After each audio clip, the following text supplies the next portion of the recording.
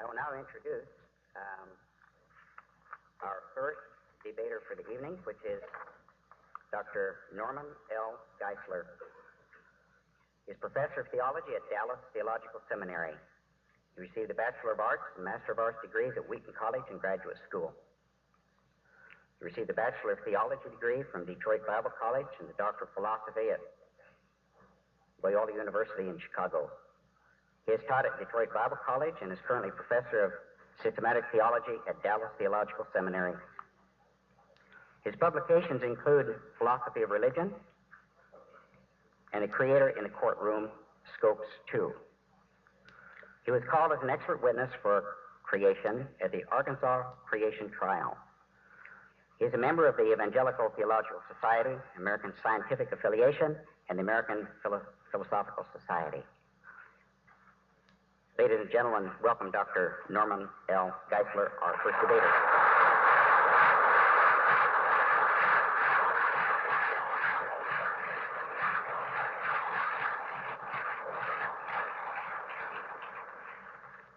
Thank you very much. It's a delight to be a participant in this dialogue this evening, particularly with my esteemed colleague, Dr. Philip Kitche. He is one of the most brilliant, informed, and articulate of all of the anti-creationists who is speaking today. His book is perhaps the best critique of creation science in print, so I consider it a great privilege because tonight you will hear one of the finest defenses of the evolutionary viewpoint and critique of creationism in this dialogue. In giving an affirmative answer to the question before us, let me begin with a quote from Charles Darwin, Origin of Species. For I am well aware that scarcely a single point is discussed in this volume on which facts cannot be adduced, often apparently leading to conclusions directly opposite to those at which I have arrived. A fair result can be obtained only by fully stating and balancing the facts and arguments on both sides of each question, and this is here impossible. Charles Darwin believed in giving the evidence both for and against the evolution and creation hypotheses. The reasons opposing teaching both models in a balanced way in the public school were stated very clearly by the Arkansas judge William Overton in his landmark decision January 5th, 1982. They can be categorized into two: the religious reasons and the scientific reasons. The judge gave several religious reasons for rejecting creation, and they can be enumerated as follows. Creation entails the supernatural cause, which is religion. Creation from nothing is inherently religious. Creation comes from a religious book, the Bible, and creation implies a creator, a God, who is the object of worship. Let me respond to each of these, one after the other. First, the judge said that creation entails the supernatural cause, which is religious. It's true that creation science involves the supernatural cause. However, limiting science to a purely natural cause is a mistake for historical, philosophical, scientific, educational, and legal reasons. One, historically, it is widely acknowledged that the belief in a supernatural cause is the very origin of modern science. Indeed, for the first 2.5 centuries of modern science, 1620 to 1860, most of the leading lights in science believed that the universe gave evidence of a supernatural creator. One need only to recall names like Bacon, Kepler, Pascal, Boyle, Newton, Agassiz, Maxwell, Mendel, and Kelvin, all of whom believed in the supernatural cause of the universe and life. Philosophically, it is difficult to justify an approach to origins in science wherein only one of two alternate positions is given a hearing. It's of the essence of philosophy to be open to opposing views. Furthermore, not allowing a creationist explanation of origins is contrary to the present educational practice in high school humanity philosophy classes. Here, arguments both for and against the Creator are presented. I fail to see why the same procedure should not also be allowed in science class. Thirdly, Scientifically, there are some serious objections to disallowing minority views. Creationism is a minority view today among scientists. Remember Galileo? His was a minority view. Remember also Velikovsky? His was a minority view. Admittedly, scientific creationism is a minority position, but without minority views, there would be no possibility of scientific progress, since all new ideas are minority views when first presented. Educationally, serious oversights are involved in forbidding creation science and entrance into the science classroom. With the exception of a few vocal zealots for evolution, most serious-minded scientists recognize that evolution is not a proven fact. It is at best only a theory or a hypothesis. Some evolutionists have even admitted that it's a myth or a matter of faith. In any case, it is possible that evolution may be wrong and creation may be right.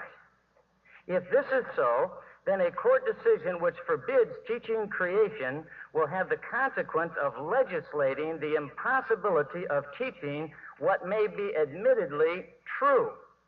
I find it difficult to believe that fair-minded scientists are willing to say, in effect, creation science may be true, but we will not allow it to be taught anyway. Have we reached the point in American education that we have so narrowly defined science that we have eliminated the possibility of discovering the truth? Legally, to insist only natural causes can be discussed in science class is to favor one religious philosophical point of view, the one represented by secular humanists, a naturalistic point of view. Secular humanism is a religion. It declared itself a religion, and the Supreme Court has noted it is a religion and is protected by the First Amendment. But three of the essential beliefs of the religion of secular humanism are: there is no creator, there was no creation of life and man, and there are no supernaturally caused events. Therefore, to insist that only these points of view be taught is to establish the essence of secular humanism in the public school science classrooms. Therefore, these naturalistic points of view, which favor secular humanism, would be a violation of the First Amendment. To be sure, these are not the only tenets of the humanist religion, but if the court can declare creation science is religious for teaching about these points, then there is no reason that they should not be called religious when the secular humanist view on these points of view is presented. This is especially so when this is the only view that is presented. Second, creation from nothing, said the judge, is inherently religious. The Arkansas judge affirmed that creation of the world out of nothing is the ultimate religious statement because God is the only actor. But this pronouncement is a case of special pleading, for there are only two basic views in the origin of the universe. Either the universe is eternal or it came into being out of nothing. But why should we legislate the belief in an eternal uncaused universe is not religious, but the belief that it was caused is essentially religious? Some religions hold to one of these views and some to the other. It is special pleading to call one of these two views religious and not the other. Furthermore, if the court pronounces a view religious because it is consistent with some religions, then most cosmological and ethical beliefs ever held by mankind are religious. For most such beliefs were held as part of some religion in time past. Surely we do not want to forbid teaching school children that rape, murder, and cruelty are wrong simply because many religions also hold these views to be wrong. Why then should one claim that creation is religious simply because some religions believe in it? Teaching what is compatible with certain religious beliefs is not necessary to teach religion. Evolution is compatible with the belief of religious humanists, Hindus, and Buddhists. But teaching the scientific evidence for biological evolution is not necessary to teach that this is a religion. Likewise, simply because creation is compatible with certain forms of Christian religion does not mean that to teach the scientific evidence for creation is to teach religion. The judge also argued that creation implies a creator, which is an object of worship, where evolution does not. It's true that creation implies a creator, and the creator is often an object of religious worship. However, it does not follow that positing a creator as an inference from scientific observation is therefore more religious than not positing one. First of all, it is now widely accepted, even by the courts, that belief or non-belief that there is a creator or God is not the essential element of what is meant by religious. Indeed, the courts have consistently upheld the religious rights of atheists. Furthermore, even the belief that there is a creator is not necessarily religious. Aristotle inferred a creator from observations about the cosmos, yet he did not worship this unmoved mover. The same is true of Plato's creator. He functioned as a world designer, but not as the object of ultimate worth. That Plato reserved for the good. Other religions, such as Gnosticism and many pre-literate religions, do not worship the creator of the universe. Furthermore, if we must eliminate any object of worship or ultimate commitment from study in the public schools, then we should also eliminate rocks from geology class, because some people have worshipped rocks. Certainly all icons must be forbidden in history and archaeology studies, since they were idols to somebody. And what devastation we must do to the art classes. No Buddhas, no virgins will be allowed. All crucifixion and biblical scenes would have to be forbidden. As a matter of fact, most great art up to the 18th century has religious significance and would therefore have to be disallowed. Likewise, if the Arkansas judge is right, then we must not present any historical evidence for the existence of either Buddha or Christ in history class, for both are object of religious devotion to millions. The fallacy of this kind of reasoning is apparent, for it is not the reference to an object which some people worship which makes it religious, but whether it is presented as an object of worship or ultimate commitment. We do not forbid the study of natural forces in science classes, such as rain, wind, and sun, simply because many pre-literates have worshipped these forces. We simply insist that these natural forces be studied in an objective way without attempting to evoke a religious response or commitment to them. Likewise, Buddha and Christ can be studied from an objective historical vantage point without presenting them as objects of religious devotion. Indeed, the courts have never ruled that studies about religion or religious beings are unconstitutional. It's the teaching of religion which is considered illegal, not teaching about religion or religious objects. The idea of a cause or designer of the universe is religiously innocuous when presented as a scientific explanation of origin. It is even more so when it must be presented as only one of two possible ways of explaining the data. How can teaching two possible explanations be establishing one? It should be pointed out that these features of presenting creation only from an objective scientific approach and only as one of two opposing views are part of the creation-evolution debate in which we are engaged. Fourthly, the judge said the creation view comes from a religious source, the Bible. Therefore, it's religious. This is a good example of the genetic fallacy. First of all, suppose the source of creation is the Bible.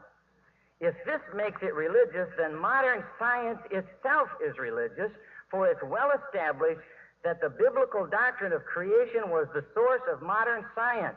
This is acknowledged by Yockey, this is acknowledged by Whitehead, this is acknowledged by a landmark article by M.B. Foster in 1934. Secondly, if we must reject a scientific theory because it comes from a religious source, then we must reject many archaeological discoveries. For the source and inspiration of many Near Eastern archaeological finds came from the Bible.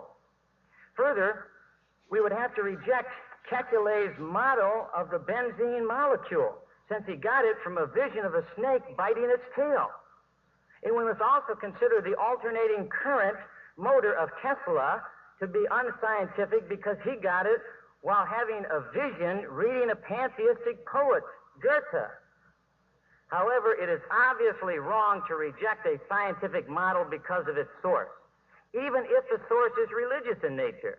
Scientists are not concerned about the source of a model, but rather the adequacy of the model in explaining the data. Has anyone ever rejected Socrates' philosophy simply because his inspiration came from a Greek prophetess, the Oracle of Delphi?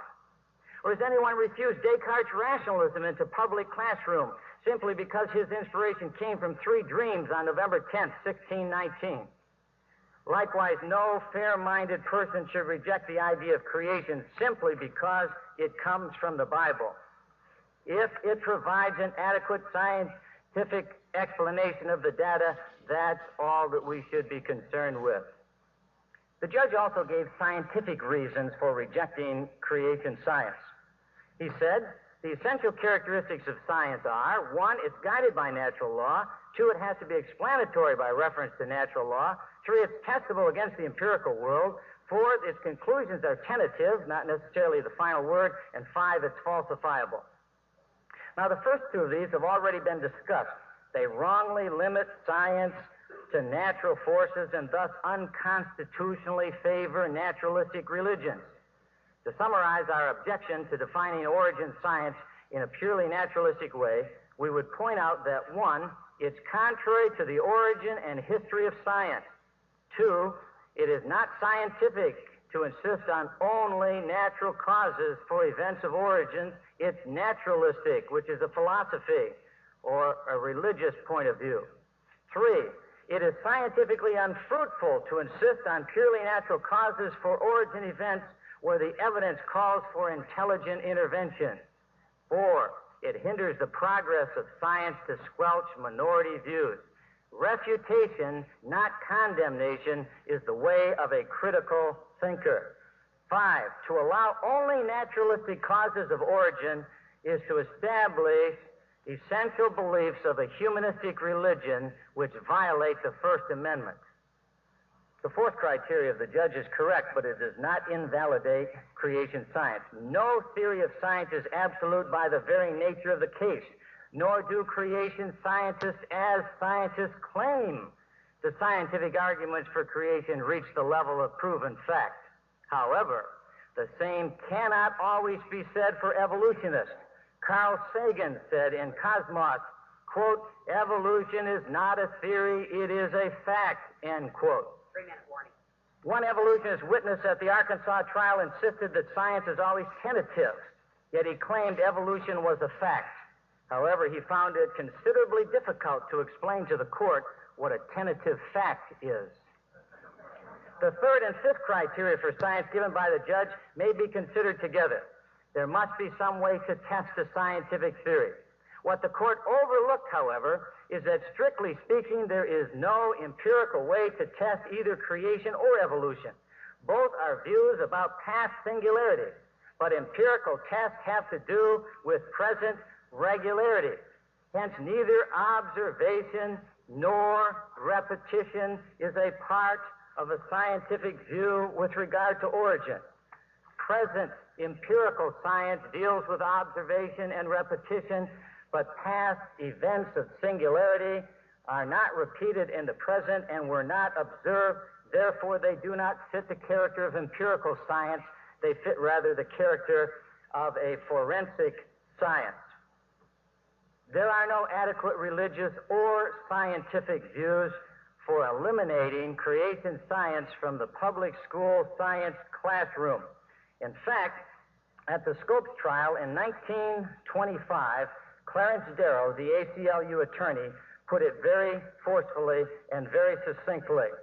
He said, and I quote, "It is bigotry for public schools to teach only one theory of origin. And if it was bigotry in 1925 to teach only one theory of origin when evolution was being excluded, it is still bigotry in 1985 to teach only one theory of origin when creation is being excluded." I thank you.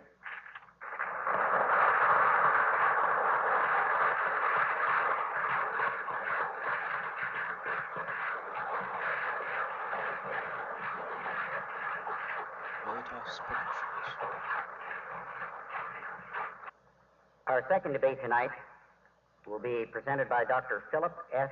Kitche, who is the head of the Minnesota Center for Philosophy of Science at the University of Minnesota.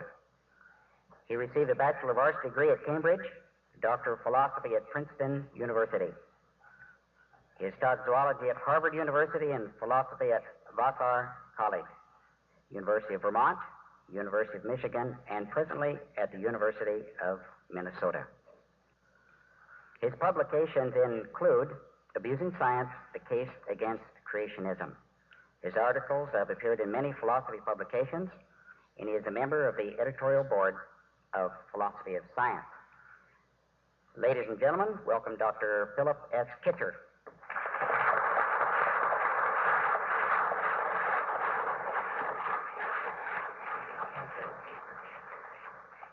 Thank you very much. I'm delighted to be here. I'm delighted to have the opportunity to talk to you. And I'd like to thank Dr. Geisler very much, both for his kind words about me and for an excellent and very smooth presentation. Refutation, he said, not condemnation, is the mark of good thinking. Well, I hope this evening I'm going to give him what he wants. I hope I'm going to give him a refutation and not a condemnation. The issue before us tonight is whether the high school science curriculum should be modified so as to include something called balanced treatment of two models. One, the familiar evolutionary model, another, a less familiar model, the creation model. Dr. Geisler hasn't yet told us what that is. I'll tell you in a minute. First of all, though, I want to get out of the way some red herrings which may hang people up. The first of these came up in the context of Dr. Geisler's opening remarks. We have to disabuse ourselves at the very beginning of the idea that somehow there's an intimate tie between evolution and something called secular humanism or atheism or something like that. There are very many people in the world, perhaps the majority of all Christian religions, who accept the theory of evolution. Darwin is, after all, buried in Westminster Abbey, the main church of the Church of England. He's been lying there for over 100 years. It seems to me that if Dr. Geisler and his friends are right, then the Church of England has got to be very confused about some important issues. What is correct is that the evolutionary account of the origins of life is at odds with the religious ideas of a very particular group of people. People who feel compelled to take the opening chapters of Genesis literally. In my judgment, these folks are treating the Bible in a very peculiar and misguided way. They're treating it as if it were a scientific text, rather than a work of profound moral and spiritual significance. Evolutionists are not in the business of denying God. What they're in the business of is denying that God acts in a particular way in the history of life, just as chemists are in the business of denying that God acts to shuffle the molecules around when chemical reactions take place. Chemistry isn't atheistic, it's non-theistic. Evolutionary biology isn't atheistic, it's non-theistic. Now, a second point that often occurs to people when they hear about this issue is, why make a fuss? Why not give the fundamentalists what they want? This, I think, is to make a mockery of our educational system.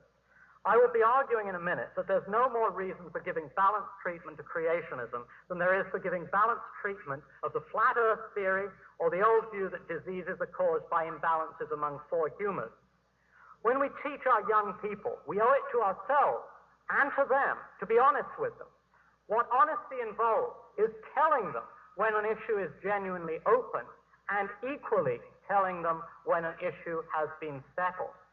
When the evidence on one side of a point is really conclusive, then we owe it to people to let them know about it. That is the case in this debate. So the real question on which we have to concentrate is whether the claim I have just made is correct.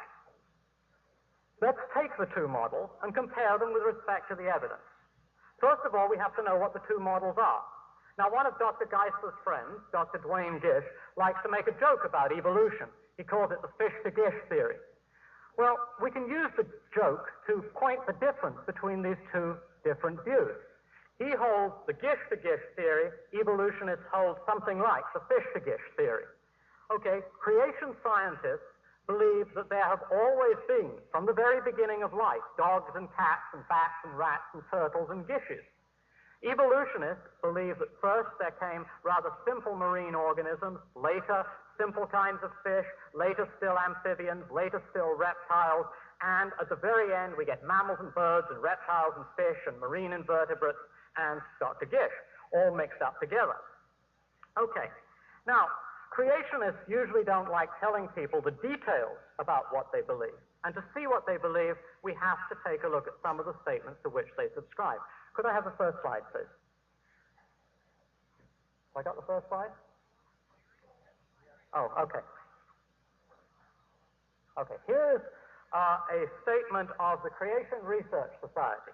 It corresponds fairly closely to statements or to parts of the statement that were introduced in the Arkansas Act, at which Dr. Geisler testified. Okay, now, you can't read this? Okay. Well, the important parts of this are the commitment, on the one hand, to the idea that all basic types of living things were made by direct creative acts of God during creation week, as described in Genesis, and that there was a great flood, a Noachian deluge. It was a historical event worldwide in its extent and effect. Those are two very important points of the creation model. Now, I want to take this model seriously. I want to do what Dr. Geisler asked us to do, that is, consider it on the evidence and compare this model with the evolution model. So let's look at the two side by side and compare them point by point with respect to a number of issues. Okay, this is also rather small, I'm afraid. But here we see what we would expect to get from the evolutionary point of view on this side. The animals that are buried in the deepest rock strata are expected to be different from those that occur at the top. Whereas on the creation model, the animals that are buried at the deepest rock strata are expected to be the same as those that appear at the top. Okay? That leads us to a very obvious way of testing these two models against one another. We can dig down into the Earth's crust, and we can see what we find. Let's take a look at it. Here we see it. This is just the fossil record for vertebrates, that is, roughly animals with backbones. And you see that certain kinds of animals, jawless fishes, you probably can't read it, occur at the very beginning and then die out. Mammals occur only relatively late, high up in the deposit. Birds, likewise. Reptiles start earlier and continue up to the present and so on. Just as the evolution model predicts, exactly contrary to what the creation model predicts. Okay, the debate is over right there. Simultaneous creation just simply isn't in the fossil record. Now, there are various ways in which people can try to get around this. They can invoke that great Noachian flood that I mentioned a few moments ago. And they can say, look, the reason we get these fossils in this order, it's a bit embarrassing that it looks as though it's the order that evolution suggests it would be, but perhaps they all got mixed up in this great big flood. And the things that were at the bottom of the seas when the flood hit got buried first, and so on. The especially agile creatures managed to resist the flood waters for longer and to get away. But let's take this story seriously for a moment. Suppose we believe that the fish would get buried first and that land animals would get buried later and that the really fleet and agile ones would get buried last. Unfortunately, there are lots of fish fossils, including fossils of bottom-dwelling fish, near the top. And there are lots of really slow-moving animals, like ground sloths, which are only found near the top. And then there are lots of much more agile land animals, all those dinosaurs, for example, much further down. Now, the plant fossil record is also quite interesting. You find ferns, plants that grow on land, further down, with the flowering plants above them. And there are even various kinds of trees, the deciduous trees with which we're all familiar, that occur at the top, and only at the top.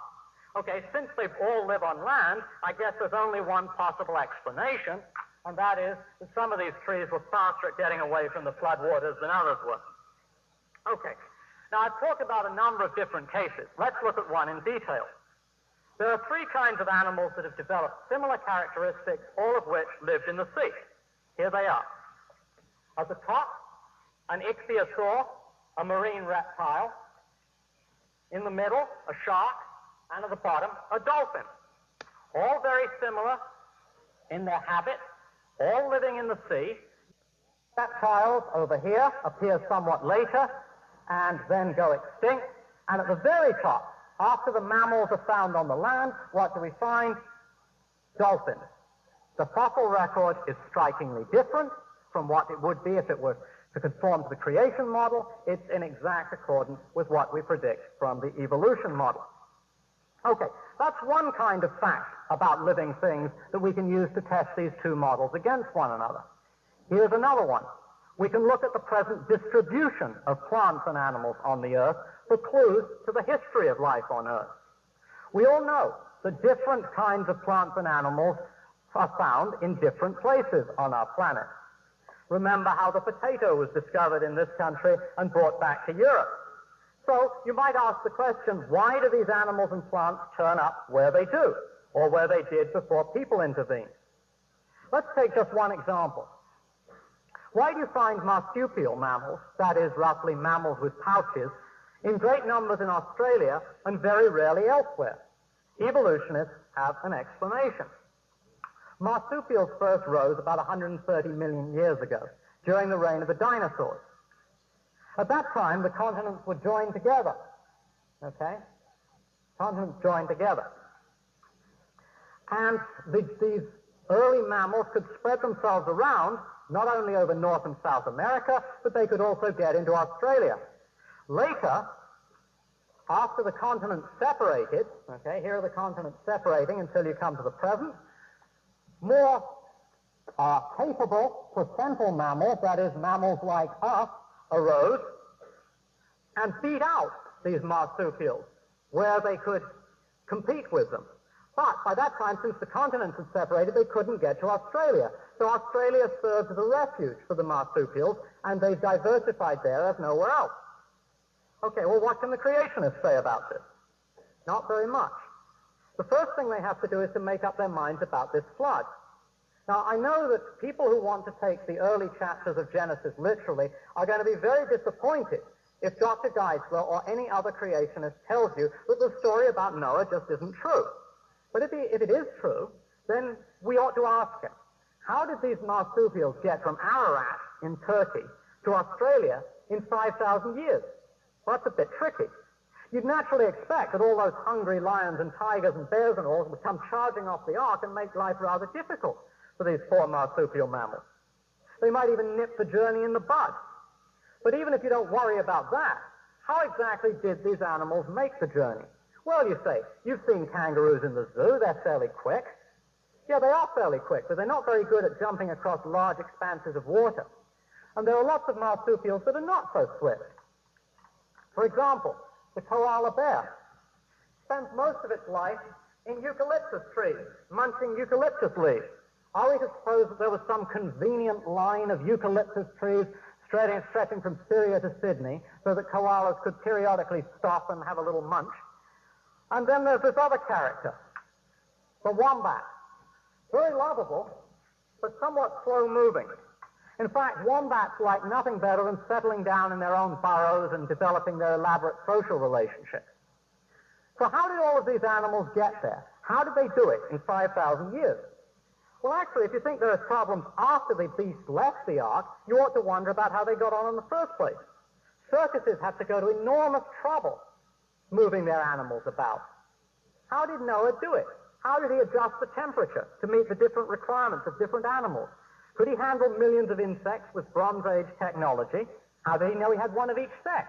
How did he feed them, groom them, exercise them, clean up after them? Worse still, animals have specific parasites.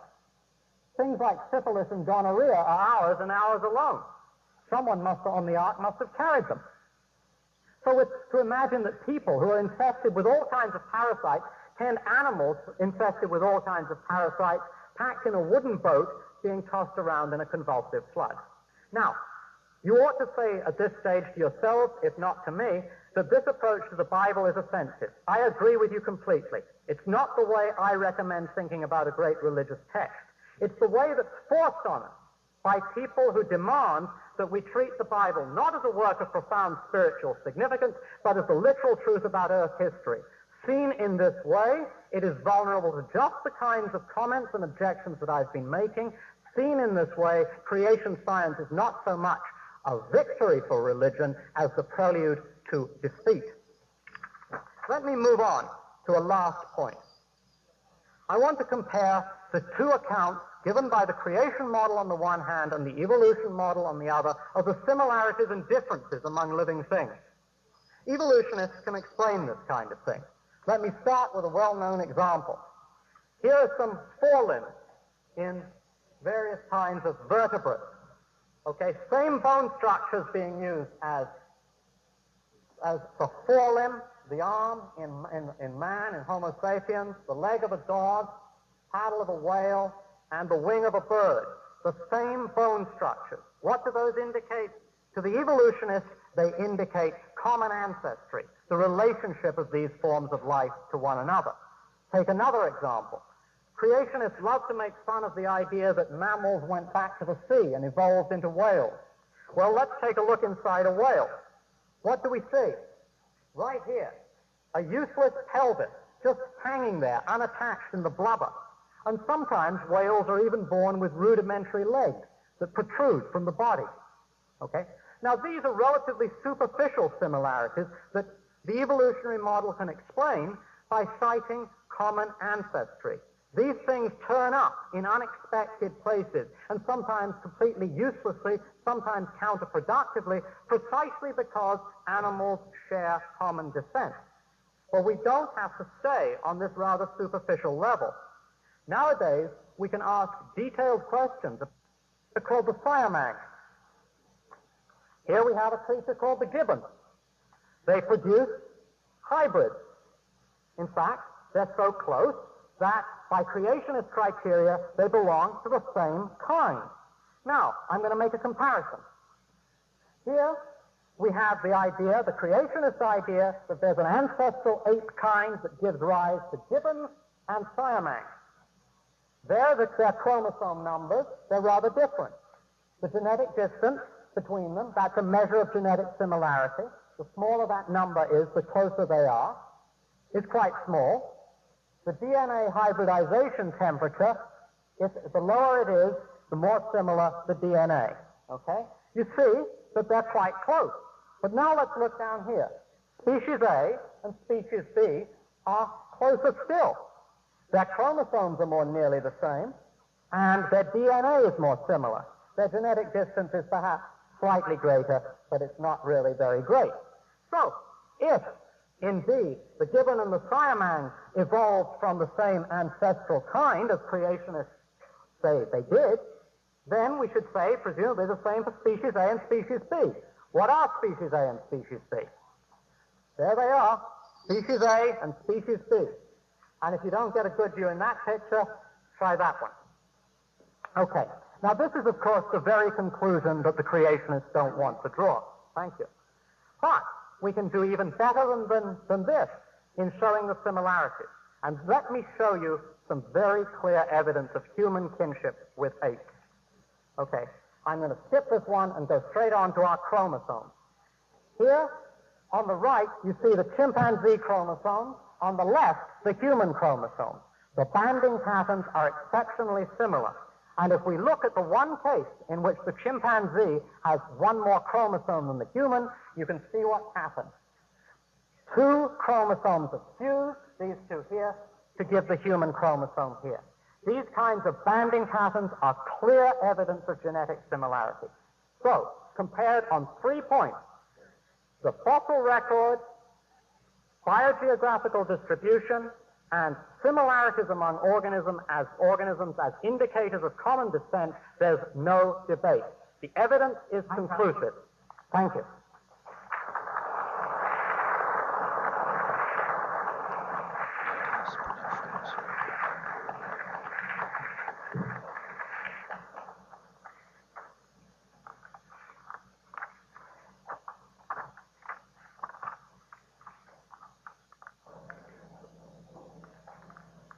Next on the agenda is the first rebuttal, 10 minutes. And we will call on first Dr. Geisler.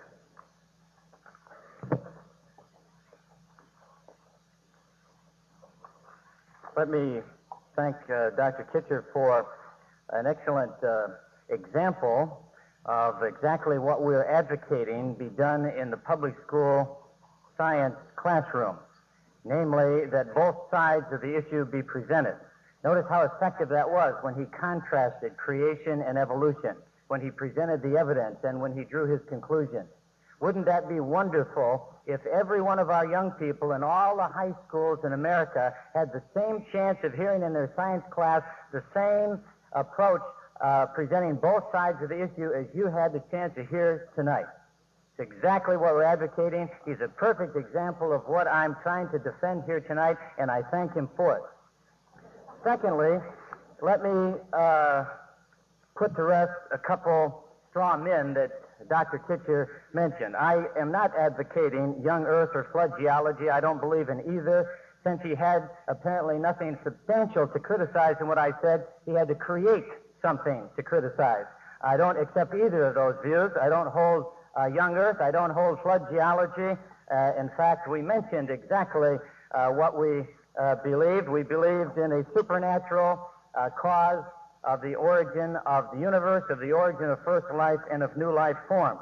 What I am advocating is freedom from indoctrination, freedom from public school children hearing only a creationist point of view, freedom of public school children hearing only an evolutionist point of view. What I'm advocating is freedom of speech, the freedom of a science teacher in a science classroom to teach a creationist point of view if that's what he believes. What I'm advocating is freedom of censorship, which censors systematically creationist books from high school libraries, which censors creationist views from scientific publications. What we're advocating is freedom from narrowness in science that believes that there's only one point of view that is legitimate, namely my point of view. Let me say something else that I think was a misunderstanding from what was said. Here's a fallacious argument. Humanism is a religion. Evolution is a belief of humanism. Therefore, teaching evolution is teaching religion. I think that's a fallacious argument. I also think it's a fallacious argument to say Christianity is a religion. Creation is a belief of Christianity. Therefore, teaching creation is teaching religion. I think both of those arguments are bad, and I think both creation and evolution should be taught as scientific theories in the public school classroom. You see, there are two views of origin. One's a naturalistic view and one's a supernaturalistic view. For 240 years, from 1620 to 1860, a supernatural view was current and common in scientific circles. For the last 120 years or so, a naturalistic view has dominated. Once creation was a majority view, now it's a minority view, and vice versa with evolution. We don't decide truth by majority and minority, but we allow both sides to be presented in an open marketplace. Here's how I think it should be presented. We should tell our young people in the public schools there's two possibilities with regard to the origin of the universe. Either it had a beginning or no beginning. If it had a beginning, either it was cause or there was no cause. Now, since science is predicated on the principle that there's an adequate cause for every event, then it seems to me that all we need to do is to ask, is there scientific evidence for a beginning? Because it is certainly scientific to predicate an adequate cause for an event, and if the universe had a beginning, then it is scientific to say there was a cause for the beginning of the universe. Dr. Kitche is well aware of the second law of thermodynamics, which says in a closed, isolated system, not talking about open systems like plants, in a closed, isolated system such as the universe is, the amount of available or usable energy is decreasing, which means the universe is running down, which means the universe had a beginning, which has led even skeptics or agnostics like Dr. Robert Geisler to say, and I quote, "Now 3 lines of evidence, the motion of the galaxies, the laws of thermodynamics, and the life story of the stars pointed to one conclusion. All indicated the universe had a beginning. Now, why in the name of reason, in the name of common sense, in the name of science, can we not tell young people in the science classroom there's evidence that the universe had a beginning and every event has an adequate cause, therefore it is plausible to postulate a cause for the beginning of the universe?" Dr. Geisler goes on to say the most striking fact that science has discovered is there was a beginning of the universe. He even says science has proven the universe exploded into being at a certain moment. The scientist's pursuit of the past ends in the moment of creation. Now, if an agnostic scientist who wrote a book, God and the Astronomers, can point to evidence of the beginning of the universe, and if it's rational to postulate a cause for events, then it's certainly plausible to be a creation scientist. Let me give another example of what we mean by creation science. The origin of life. Either it was spontaneously generated, or there was a special creation, an intelligent intervention. Now, with respect to science of the supernatural and science of the natural, there are two models that we could use. Either we could say that life began with no intelligent intervention, but was generated by purely natural laws known to physics and chemistry, or we can say that it took an intelligent intervention. Let me give you a model by which to build a creation science. A waterfalls can be explained by purely natural laws: evaporation, condensation, precipitation on an incline, over the edge of a cliff, give you waterfalls. But a hydroelectric plant is never explained by purely natural laws. It always takes intelligent intervention. Same thing is true of wind erosion. The redundant patterns that you see in the Mojave Desert or the Sahara Desert, created by wind. You don't need God or an intelligent primary cause to account for wind erosion, but windmills always take an intelligent intervention. Windmills never result by purely natural causes. Or to take another illustration that's perhaps even more graphic, the Grand Canyon can be explained by purely natural causes. Strata being laid down underwater, building up over a period of time, erosion causing the Grand Canyon. You don't need God to account for the Grand Canyon. 3 minutes. Purely random natural laws can explain it. On the other hand, no natural laws can account for the faces on Mount Rushmore. The faces on Mount Rushmore are not accountable by any kind of erosion, unless maybe it's political erosion. They're accountable only by direct intelligent intervention. Now, here's the question that is before us. The question that is before us is the first living thing more like a waterfalls or a hydroelectric plant? Does it have redundant patterns, or is it complex, specified complexity? DNA, and this picture was taken by the Institute for Molecular Biology in Dallas, a DNA splitting under electron microscope. There's enough information in a single cell animal to fill 1 volume of an encyclopedia. Now, here's what the creationists are saying. If life has such highly complex information, and if you see drink Coke written in the sky, you immediately think skywriter, not unusual storm. If you see your alphabet cereal spilled over on the table with your name and address in it, you'd first think somebody, intelligent being, was there, not the cat spilled it over. If you see a Boeing 747, you do not assume that a tornado raging through a junkyard produced it, because that kind of specified complexity takes intelligent intervention. This is a creationist model. The creation of the universe, the creation of life, and the creation of new life forms. Carl Sagan is one of the best examples of a creationist. He doesn't know it. The information content of the human brain is about 10 to the 14th bit. If written out in English, would fill 20 million volumes. Now, if it takes 20 million volumes to print the complex information in the human brain, and if every time we see that type of complex information printed, it came from an intelligent source, then certainly we have scientific basis for postulating an intelligent cause for the first living thing and for new life forms when they appear. Creationism is science. It's a viable science, and one of the reasons evolutionists don't want it taught is if it were taught fairly and objectively, side by side with evolution, few people would believe in evolution. Thank you.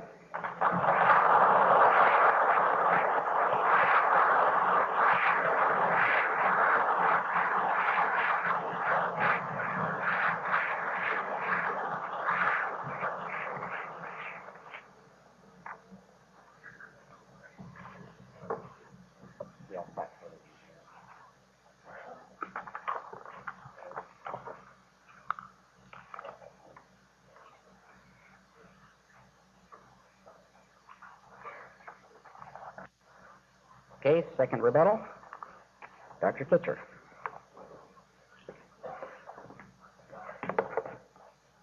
Okay. Dr. Geisler spent most of his first presentation trying to extricate creation science from religion. Now, I'll give him that it can be extricated from religion. I'm not going to argue with that. My argument against the teaching of creation science in the classroom is not that it's religious, it's that it's lousy science. That's the problem with creation science. It's not that it's got some kind of religious background or anything like that, it's just not very good. Now, I started making my case for this last time by formulating the two models and comparing them with one another.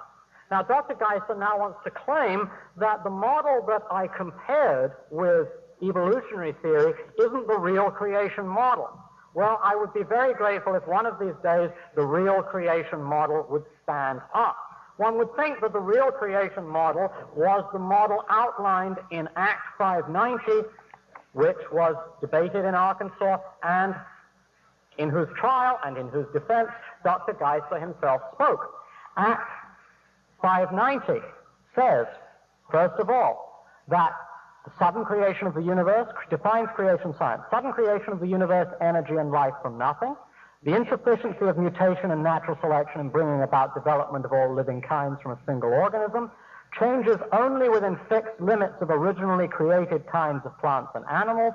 Separate ancestry for man and apes.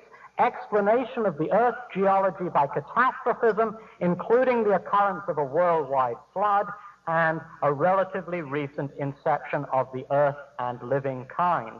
That, I submit, is the creation model. That's the model I compared with the evolution model. That's the model I found wanting. But even if we relax, even if we say, all right, when you're not committed to all of that, what we need to know before we can bring creation science into the classroom is, what is this model? And what does it explain? The great thing about evolutionary theory, ever since Darwin, is that it has explained a lot of facts about the history of life, about the fossils we find in the rocks, the animals we find distributed over our globe, about their relationships to one another, and about the numerous imperfections in their design. Because one of the things that people who like to talk about a designing creator don't like to admit is that, of course, there are numerous imperfections in design. As people have pointed out, ever since Darwin, organisms are gerrymandered. That is, our evolutionary histories set us up with conditions which we must then adapt to solve our current problems. You can see this in numerous ways. Perhaps one that may be graphic for some of you is the design of the male reproductive apparatus in our own species and in all placental mammals. In placental mammals, that is animals that are born with a placenta, okay, the channels that take the reproductive tract have to loop around the urinary parts of the system. Happens all across the placental mammals. It leads to all kinds of problems for the males, as those of you who've had hernias and trouble with your prostates will know. It's a fact of bad design. Anybody looking at the male system can see how to design it better. But it's just a fact of our evolutionary past. Because we are the kind of animals we are, because we evolved from creatures who had certain conditions, our solution to the problem had to go that way. So, evolutionary theory is an explanatory theory. It explains all kinds of things. We are to compare it with nothing. There's no creation model, and there's no explanatory power that has been presented to us this evening. Okay. Now, Dr. Geisler wants to make a big fuss about freedom for teachers to do what they want, to do anything they want in the classroom, to teach views that are discredited. Does he want our medical schools to teach the four-humor theory of disease? Does he want our physics classes to teach flat earth theory? No, he doesn't want those things. He doesn't want them because he thinks, rightly, that those issues have been settled. So has this one. It was settled 150 years ago, 30 years before Darwin, when people, deeply religious people, realized that a strict, literal interpretation of the book of Genesis was not compatible with the facts of Earth history. And so Dr. Geisler talks in very vague terms about design and seduces you with visions of Mount Rushmore being produced in a purely naturalistic way. Yes, of course, In cases where we have no idea what natural process could have produced a phenomenon, we think in terms of intelligent design. But the great thing about evolutionary biology is that it tells us how a naturalistic account of the production of complex systems is possible. Now, I want to jog your intuitions about this by asking you to think about a very simple fact. All of you, all of the people in this room have brains, big brains, okay? All of you also developed from extremely small eggs. Okay, that came about by a natural process. We know something about the details of that process. We don't think that the details of your own individual development were guided by some intelligent being shuffling the molecules around. In exactly a similar way, evolutionary theory gives us an account of the kinds of changes that have gone on in the history of life and explains to us how complexity and apparent design come about as a result of purely natural causes. So the analogy with Mount Rushmore is quite fallacious. Okay? We are very complicated beings, and we understand how that complexity could have been produced, at least schematically and at least in outline, in natural terms. Now, I want to close my rebuttal by responding to a point that Dr. Geisler made in his first remark about the impossibility of evolutionary science, a science that looks at the past. Science, he said, trades on repeatable phenomena, things that you can observe again and again and again and again.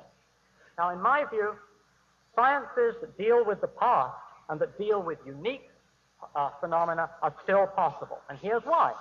Because we can sometimes predict things that we will find in the present that are clues to the past. I'll give you a couple of examples. In the 1950s, a Harvard entomologist, E.O. Wilson, and two of his colleagues speculated about what the ancestor of the ants would have been like. They drew a picture. They went on public record and they said, look, here's what we think the ant ancestor looked like. Nobody thought at that stage that there was much chance of finding fossil ants because such things are bound to be rare because ants are very delicate creatures. But they got lucky. One turned up, and it was almost exactly the same as Wilson's drawing. That is a remarkable case. It's a case where an evolutionist makes a prediction and the prediction comes out true. Here's another example. Remember my story about how the marsupials got to Australia? Well, if they got to Australia in the way I said they did, they would have gone through Antarctica. So perhaps we'll find traces of them there. In recent years, people have been able to look. What have they found? Fossils in Antarctica. So there's a simple reply to the claim that evolutionary science isn't scientific. We learn about the remote past in just the same way we learn about the recent past, by looking for signs that the past has left in the present. Everyone in this hall believes that enterprise is possible. When I find the cookie jar empty and my younger son with chocolate all over his face, I know what happened, even though I wasn't there to see it. Similarly, by testing hypotheses about the nature of the ancestors of ants or the routes that the marsupials took, I can build up knowledge piece by piece about the history of life on our planet. To those who try to stretch and twist philosophical jargon and build up elaborate false analogies about design and intelligence, I think it's appropriate to reply in the same straightforward way that Huxley once replied to Bishop Wilberforce. Better to admit our kinship with the apes than to use the advantages of a refined philosophical education to elaborate sophistries and illusory arguments. Thank you.